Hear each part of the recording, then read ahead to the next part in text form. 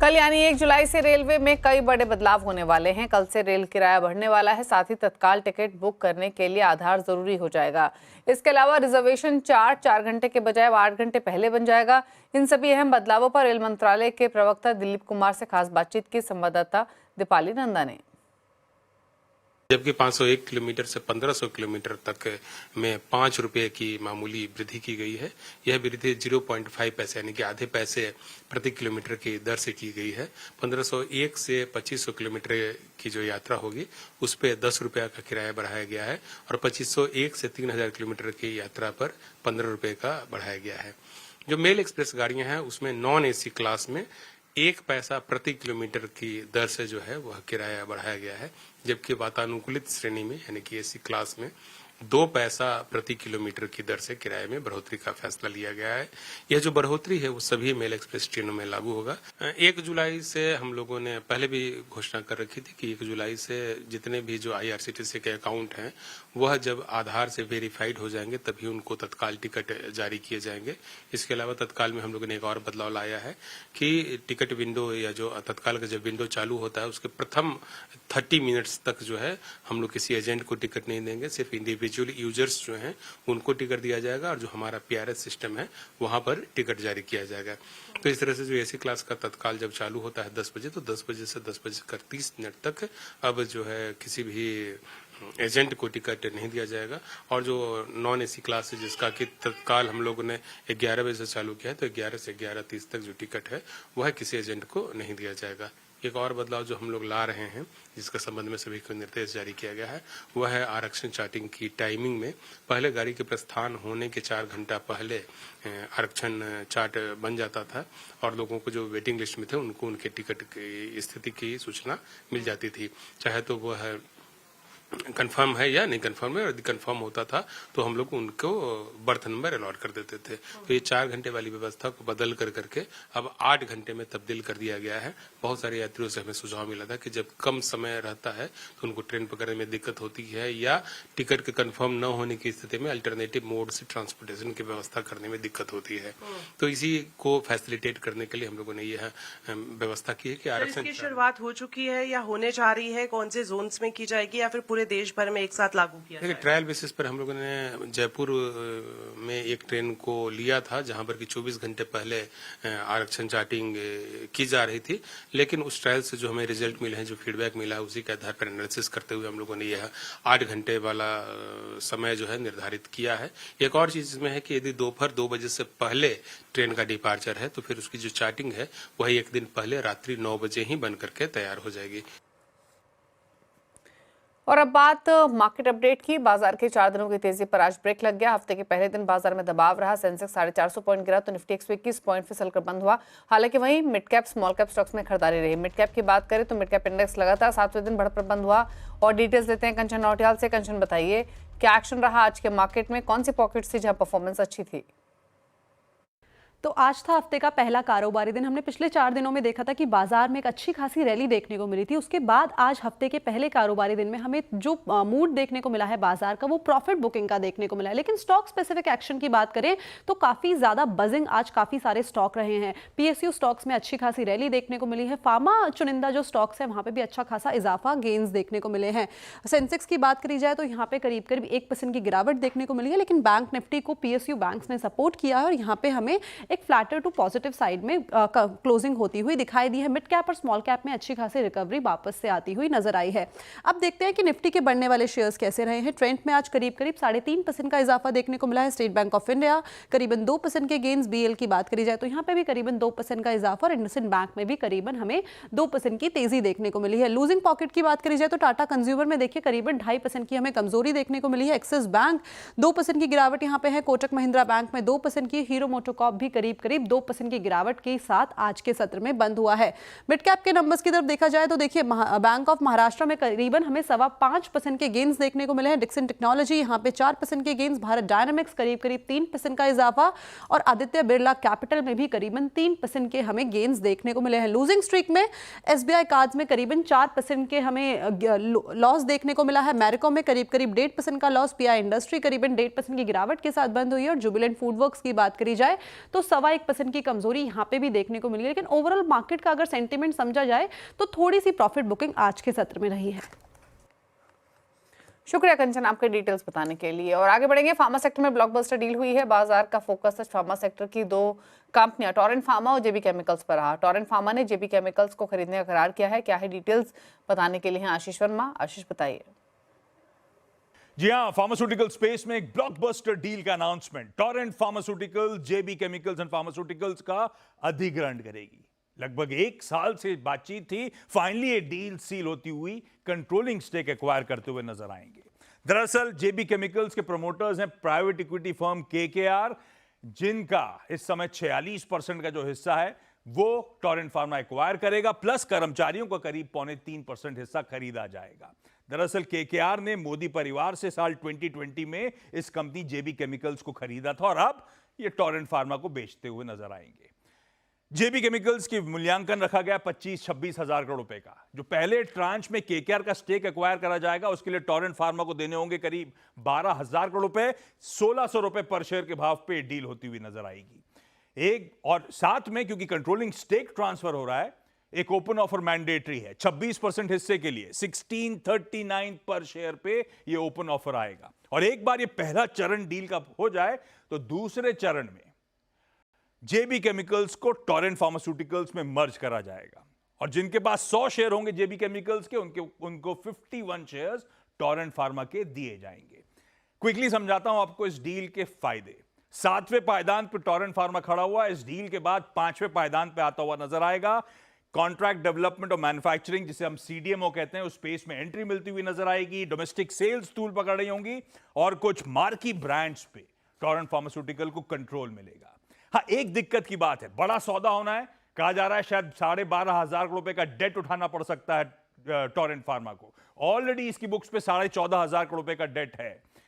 Nomura का view आया है, रिपोर्ट आई है 35-80 के टारगेट्स के साथ। वो कह रहे हैं न्यूट्रल रेटिंग है, कॉस्ट सिनर्जीज का फायदा मिलेगा, रेवेन्यू बूस्ट होते हुए नजर आएंगे और कार्डियक और गैस्ट्रो जैसी सेगमेंट्स पे पकड़ इस कंपनी की मजबूत हो जाएगी। डेट को लेके कंसर्न सबसे इंपॉर्टेंट। डैम कैपिटल की रिपोर्ट उसी बात को हाईलाइट करती है कि 2 times EV by EBITDA leverage से ज्यादा चिंता नहीं है। उनका मानना है ये डेट अगले 3 से 4 सालों में चुकाई जा सकती है। तो एक बड़ा सौदा होता हुआ और ब्रोकरेजेस का कह लीजिए एक थम्स अप आता हुआ।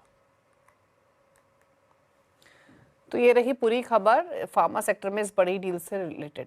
लेकिन आगे बढ़ते हुए बता दें, विधानसभा चुनाव से पहले बिहार सियासत का केंद्र बन गया है। तेजस्वी यादव के वक्फ बचाओ दस्तूर बचाओ सम्मेलन में दिए गए बयान पर बीजेपी ने बड़ा पलटवार किया है। बीजेपी प्रवक्ता सुधांशु त्रिवेदी ने तेजस्वी पर आरोप लगाया कि अगर बिहार में उनकी सरकार आई तो वो शरिया कानून लागू कर देंगे। पूरा विपक्ष संविधान के खिलाफ है, हम संविधान को कूड़ेदान में फेंकने नहीं देंगे। सुधांशु त्रिवेदी ने कहा कि ये आरजेडी एसपी का समाजवाद नहीं नमाजवाद है, लेकिन हम किसी कीमत पर शरिया नहीं लाने देंगे। हम चाहते हैं हर गरीब और मजलूम को उसका हिस्सा मिलना चाहिए, मगर ये किसके साथ खड़े हैं? जो ट्रिपल तलाक के साथ खड़ा है, जो हलाला के साथ खड़ा है, जो मेहरम के साथ खड़ा है, जो हज सब्सिडी के साथ खड़ा है, जो सरतन से जुदा के साथ खड़ा है, जो आतंकियों को अपना भाई बहन बेटा हाफिज बनाने के साथ खड़ा है। इसलिए हम साफ कह सकते हैं कि हम समाजवाद के पक्ष में भाजपा और जदयू खड़ा है और आज के ये राजद और समाजवादी पार्टी जैसे दल नमाजवाद के पक्ष में जाकर खड़े हो गए और नमाज जैसे मुकद्दस अकीदे का भी मजाक उड़ा रहे हैं, उसका भी केवल सियासत के लिए प्रयोग कर रहे हैं। और कल पटना के गांधी मैदान में वक्फ बचाओ दस्तूर बचाओ सम्मेलन का आयोजन किया गया, जिसमें तेजस्वी यादव ने बीजेपी पर मुस्लिम समुदाय के अधिकार छीनने की साजिश का आरोप लगाया था और वक्फ संशोधन बिल को संविधान के खिलाफ और धार्मिक ध्रुवीकरण की साजिश बताया था। इस दौरान उन्होंने कहा था कि वो वक्फ कानून को कूड़ेदान में फेंक देंगे। ये एनडीए भाजपा की सरकार जाने वाली है। गरीब आवाम की सरकार बनेगी तो इस बिल को, इस कानून को बिहार राज्य जो है कूड़े के दान में फेंकने का काम करेगा। और इधर सुधांशु त्रिवेदी के बयान पर आरजेडी ने पलटवार किया है। आरजेडी का कहना है कि अगर शरिया से देश नहीं चलेगा तो नफरत और नागपुरिया कानून से भी देश नहीं चलेगा। देखिए, वक्फ बिल कानून के खिलाफ कल गांधी मैदान में सभी लोगों ने आवाज़ बुलंद की तो बीजेपी बेचैन हो गई। ये बिहार है, ये बीजेपी ना भूले। सरिया कानून से देश नहीं चलेगा तो नफरतवादी कानून और नागपुरिया कानून से भी देश नहीं चलेगा। ये देश चलेगा अपने नियम कानून संविधान से। और बिहार में चुनाव होने वाले हैं और सियासत में शिक्षा, स्वास्थ्य, रोजगार को छोड़कर वोटर लिस्ट सुधार और वक्फ संशोधन पर तकरार मची हुई है। इसी पर है आज का आवाज अड्डा। वोटर लिस्ट सुधार या साजिश शाम 7:57 पर। और आज महाराष्ट्र विधानसभा के बाहर महाविकास आघाड़ी के नेताओं ने विजय प्रदर्शन किया। इस प्रदर्शन में एमवीए के कई नेता शामिल हुए। हालांकि महाराष्ट्र विधानसभा के मॉनसून सत्र का पहला दिन आज के लिए स्थगित कर दिया गया। कल सुबह 11 बजे सत्र फिर से शुरू होगा। इसके बावजूद महाविकास आघाड़ी के नेता विजय प्रदर्शन करते रहे। इससे पहले 3 भाषा नीति को लेकर महाराष्ट्र सरकार ने बड़ा फैसला लेते हुए पुरानी जारी किए गए दोनों आदेश रद्द कर दिए हैं। इसके अलावा राज्य सरकार की ओर से डॉक्टर नरेंद्र यादव के नेतृत्व में एक समिति के गठन की घोषणा की गई है। ये समिति 3 भाषा नीति पर अपनी रिपोर्ट देगी। आपको बता दें कि फडणवीस सरकार की तरफ से 16 अप्रैल को एक जीआर जारी किया गया था। इसमें अंग्रेजी और मराठी मीडियम के स्कूलों में पढ़ने वाले कक्षा 1 से 5 तक के छात्रों के लिए हिंदी को अनिवार्य तीसरी भाषा बनाया गया था। शिवसेना, उद्धव गुट और एमएनएस के विरोध के बीच सरकार ने 17 जून को संशोधित जीआर जारी किया, जिसमें हिंदी को वैकल्पिक भाषा बनाया गया। लेकिन अब ये आदेश वापस ले लिया गया है। पहले उद्धव ठाकरे और राज ठाकरे 3 भाषा नीति के विरोध को लेकर 5 जुलाई को बड़ी रैली करने वाले थे, लेकिन अब 5 जुलाई को विजय जुलूस निकाला जाएगा, जिसमें उद्धव और राज ठाकरे शामिल होंगे। तुम्हाला म्हणून माझ्या बोलण्यातला अर्थ तुम्हाला कळला असेल की 5 तारखेला विजयोत्सव हा साजरा करणारच आम्ही सगळ्यांशी बोलतो आहोत। ज्याप्रमाणे आंदोलनात सगळे पक्षभेद विसरून आमच्यासह एकत्र उतरले होते, तीच एकजूट आपल्याला विजयोत्सवामध्ये दाखवण्याची आवश्यकता आहे। और देश के सभी राज्यों में मानसून पहुंच गया है। बीते 24 घंटे से हिमाचल प्रदेश और उत्तराखंड में भारी बारिश का सिलसिला जारी है। हिमाचल के सोलन इलाके में लैंडस्लाइड के कारण सड़क पर मलबा गिर गया, जिससे वाहनों की आवाजाही बाधित हो गई। उधर उत्तराखंड में जगह जगह अलर्ट जारी किए गए हैं। कई जिलों में भूस्खलन की घटनाएं सामने आई हैं, जिससे सड़क मार्ग बंद हो गए हैं। प्रशासन ने लोगों से पहाड़ों की यात्रा से बचने और सुरक्षित स्थानों पर रहने की अपील की है। और देश भर में मानसून सामान्य से 8 दिन पहले पहुंच गया है। मौसम विभाग के अनुसार अगले 6 से 7 दिन भारी बारिश की संभावना है। मौसम के बारे में और अपडेट लेते हैं असीम मनचंदा से। असीम, बताइए कैसे रहने वाला है मौसम का मिजाज आगे? मॉनसून ने इस बार 8 दिन पहले ही केरल तट के ऊपर दस्तक दे दी थी और 24 मई को ही केरल पहुंच गया था। उससे बाद मानसून काफी 4 से 5 दिन काफी तेजी से आगे बढ़ा और उसने दक्षिण भारत को पूरी तरह से कवर कर लिया। लेकिन महाराष्ट्र पहुंचने के बाद मानसून ने ब्रेक लिया और 10 से 12 दिन के ब्रेक के ऊपर चला गया और ब्रेक के बाद मानसून फिर से रिवाइव हुआ और अब मानसून ने पूरे भारत को कवर कर लिया। वैसे तो मानसून 38 दिन के अंदर पूरे भारत को कवर करता है, लेकिन इस बार मानसून ने जल्दी ही 30 दिन के अंदर ही पूरे भारत को कवर कर लिया। अब मौसम विभाग ने अगले 6 से 7 दिन कई राज्यों में भारी बारिश की चेतावनी जारी की है। खासतौर पे कि जो मध्य भारत है, पूर्वोत्तर भारत है या उत्तर भारत है, उसके अंदर मौसम विभाग ने भारी बारिश की चेतावनी जारी की है। पहाड़ों पर भी इस वक्त काफी बारिश हो रही है, जिसको लेकर के मौसम विभाग ने हिमाचल प्रदेश और उत्तराखंड के अंदर रेड अलर्ट ऑलरेडी जारी कर दिया।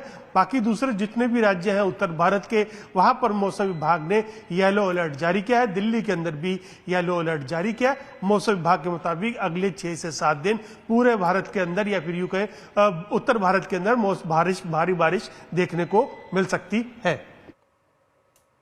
और इसी के साथ रुक रहे हैं एक ब्रेक के लिए। लौटेंगे तो कुछ और खबरें आप लेकर आएंगे। आप देखते रहिए आवाज समाचार।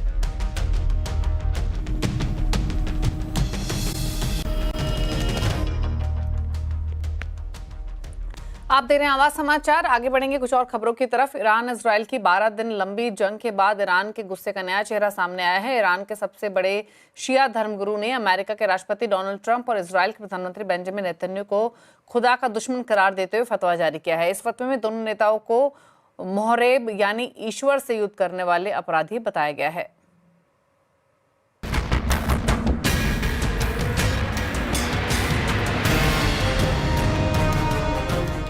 ईरान के शीर्ष शिया धर्मगुरु ग्रैंड अयातुल्ला नासर मकरम शिराजी के फतवे ने दुनिया की राजनीति में हलचल मचा दी है। शिराजी ने अपने फरमान में अमेरिका के राष्ट्रपति डोनाल्ड ट्रंप और इजराइल के पीएम बेंयामिन नेतन्याहू को मोहरेब घोषित किया है।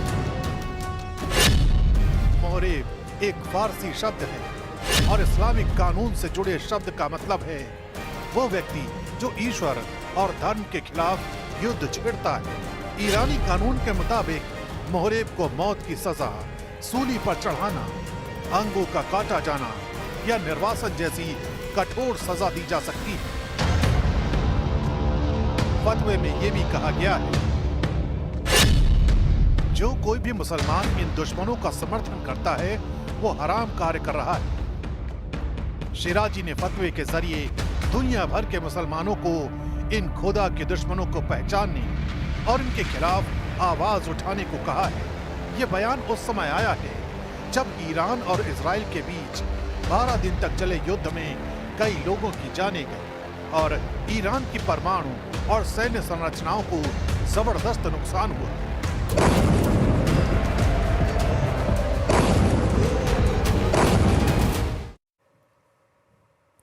और तेलंगाना के संगारेड्डी जिले की एक केमिकल फैक्ट्री में जोरदार धमाका हुआ जिसमें 8 लोगों की मौत की खबर है और 26 से ज्यादा लोग घायल बताए जा रहे हैं। विस्फोट फैक्ट्री के रिएक्टर यूनिट में हुआ। हालांकि धमाके की वजह का अब तक पता नहीं चल पाया है। फैक्ट्री से बाहर निकलते लोग बुरी तरह झुलसे हुए नजर आए। हादसे के वक्त फैक्ट्री में 100 से ज्यादा लोग मौजूद थे। रेस्क्यू ऑपरेशन फिलहाल जारी है। प्रधानमंत्री नरेंद्र मोदी ने भी हादसे पर दुख जताया और मृतकों को 2 लाख जबकि घायलों को 50,000 रुपये मुआवजे का ऐलान किया। और सूरत में अगर आपको कुत्ता पालना है तो 10 पड़ोसियों से एनओसी लेनी पड़ेगी। कुत्तों को लेकर होने वाले विवाद का क्या यही समाधान है? इसी पर होगी चर्चा आज कंज्यूमर अड्डा में शाम 5:57 पर।